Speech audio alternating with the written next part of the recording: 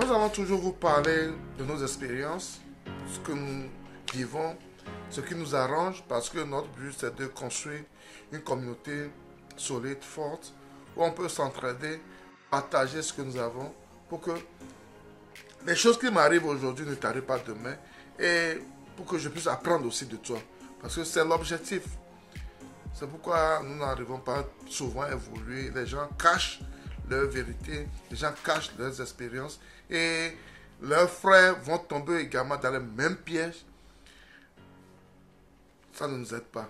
Il faut qu'on évite cela, il faut qu'on évolue. Je vous ai fait une vidéo où je vous parlais d'un de mes terrains que j'étais obligé de céder parce que on m'a vendu le terrain. Après, le terrain a été revendu, des problèmes comme cela. Et à la fin, j'ai trouvé une partie. Et mon papa me disait de garder ce qui me reste. Parce que si je construis dans la bataille, on ne sait pas là où ça va nous amener. Et c'est ce que j'ai eu à faire. Et la parcelle que j'ai gardée, j'ai entamé les démarches pour avoir le titre. J'ai eu le titre foncier. Et quand j'ai eu le titre foncier, on a créé mon nom sur une plaque, Sabi Aliati, titre foncier, numéro, tant. On est parti mettre sur les 4 coins du terrain.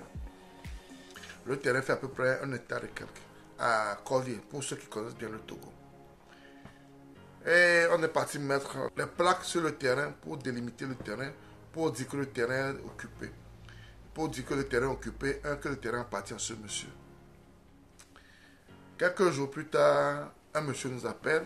Il a appelé mon gérant qui s'occupe de mes biens.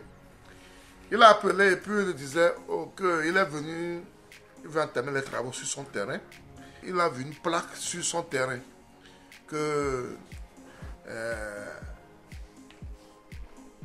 c'est pourquoi il nous appelle. Et le gérant lui disait, effectivement, tu as vu une plaque sur le terrain parce que le terrain nous appartient. Et même quand tu vois, tu verras que le terrain est titré. Le terrain est titré, le terrain est titre foncier. Et il dit effectivement, c'est pourquoi il nous appelle. Et au gérant de lui dire, ok, va voir ceux qui t'ont vendu le terrain pour leur dire que bon, je suis venu sur mon terrain, je veux faire les travaux et c'est ce que j'ai rencontré sur le terrain. Il y a une personne qui a mis les plaques sur le terrain et le terrain titré, tout. Et c'est comme ça que on a bouclé le bec à ce monsieur. Vous voyez l'importance des titres fonciers, l'importance de ne pas acheter un terrain et doubler le terrain. Parce que, si nous n'avions pas mis la plaque sur le terrain, le monsieur, et on ne se rend pas régulièrement sur le terrain, donc si on n'avait pas mis la plaque, le monsieur ne saura pas que le terrain est déjà vendu à une autre personne qui a déjà fait son titre foncier. Et ce monsieur peut commencer les travaux. Et ça sera difficile pour nous. Ça sera encore des batailles juridiques. Parce que quand un monsieur construit toute une maison et tu viens du jour au lendemain pour lui dire de dégager, c'est pas facile. Mettez-vous à la place de ce monsieur, ça ne sera pas facile. Là aussi, il va chercher à passer par tous les moyens pour pouvoir conserver ce terrain. Il va chercher à passer par tous les moyens pour pouvoir conserver ce terrain. Ce sera une bataille juridique qui va traîner. Et des fois, vous allez vouloir régler ça à l'amiable, ou bien vous allez régler ça d'une manière où vous serez des ennemis à vie. Alors que vous tous, vous êtes des victimes. Vous deux, vous êtes des victimes. Il est victime, je suis victime. Il est victime parce qu'on a vendu un terrain déjà vendu. Je suis victime parce que lui, il a acheté un terrain qui m'appartient. Il est victime parce qu'il a acheté un terrain qui est déjà vendu. Moi, je suis victime parce qu'il a acheté mon terrain. Vous voyez? Donc, dans ces choses-là, il faut faire vraiment attention. Quand tu as acheté un terrain, j'ai toujours dit, il faut occuper son terrain. Il faut tout faire pour occuper son terrain. Quand tu achètes un terrain, il faut l'occuper. Soit tu mets des arbres fruitiers pour limiter le terrain. Fais quelque chose pour que les gens sachent que ce terrain est occupé. Et les plaques là aussi sont vraiment importantes. Si la personne est de mauvaise foi, la personne qui achète le terrain, si elle est de mauvaise foi, ce qu'ils font, c'est qu'il va retirer les plaques là, et les jeter, et dire qu'il n'a jamais vu les plaques. Mais si la personne est de bonne foi, la personne appelle le numéro qui est sur la plaque. Et c'est ce que ce monsieur a fait. Et ça l'a aidé, ça l'a permis d'éviter des tracas inutiles. Au lieu de construire, on va venir casser ou bien on ira à la justice, tout ça. Là, il se dirige directement chez la personne qui l'a vendu le terrain. Il se dirige directement chez la personne qui l'a vendu le terrain pour lui dire, le terrain que j'ai acheté, toi, a des problèmes. Les vrais propriétaires du terrain sont là. Ils me disent ceci, cela.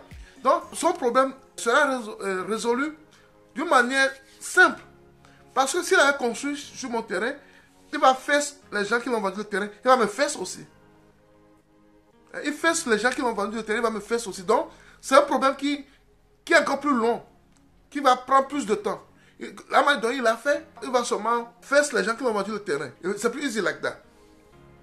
Donc, faire tout et tout pour vous acheter des terrains, il faut marquer votre présence sur les terrains. C'est très important. Et cette plaque aussi, j'ai pris du temps pour le faire. Après le titre foncier, on m'a traîné. On doit le faire aujourd'hui, on doit le faire demain. Jusqu'à ça m'a pris pratiquement 3 mois avant de le faire. Parce que des fois, quand on demande à nos frères de faire les choses au pays, ils prennent leur sweet time. Ils prennent leur temps pour le faire. Heureusement qu'on l'a fait à temps. Sinon, peut-être que ce monsieur allait commencer par construire avant qu'on se rende compte. Marquez toujours votre terrain. Marquez votre présence sur votre terrain. C'est très très important.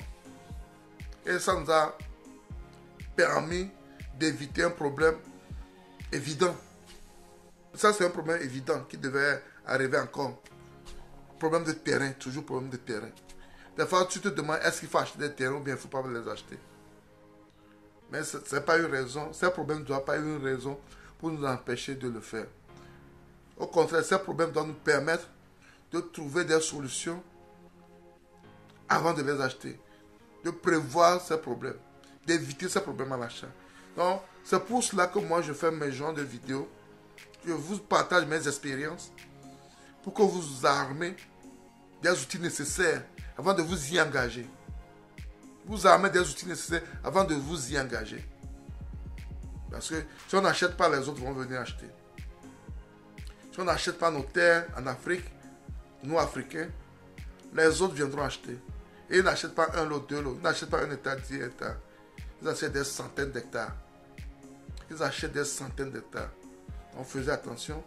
Achetez nos terrains, mais faisons tout pour marquer notre présence, pour que nos terrains ne deviennent pas des problèmes pour nous, des casse-têtes pour nous.